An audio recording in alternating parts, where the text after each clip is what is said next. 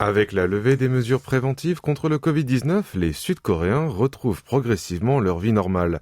Mais dans certaines entreprises, le travail à distance continue et il est imposé comme un nouveau mode de travail. Dans l'un des bureaux satellites gérés par SK Telecom, par exemple, les employés travaillent dans un bureau situé près de chez eux au lieu d'aller au siège de la compagnie. Et ils recourent aux visioconférences pour discuter de leur mission. La plupart du personnel en est plutôt satisfait. Un des managers de cet opérateur de télécommunications, Kim Byung-doo, se réjouit surtout de l'amélioration de la qualité de vie.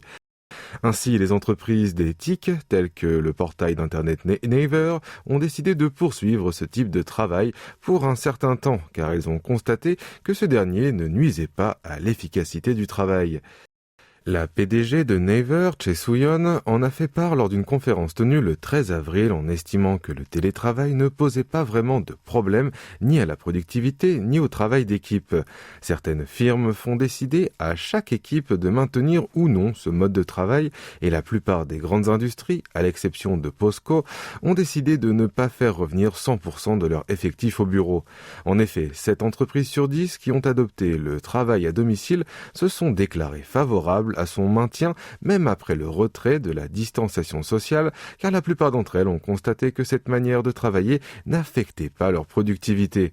En revanche, de nombreuses PME déplorent encore qu'elles n'arrivent pas à ressentir cette évolution en la matière par rapport à l'avant-Covid-19, du fait qu'elles n'ont pas pu mettre en place ce mode de travail en raison de différentes difficultés.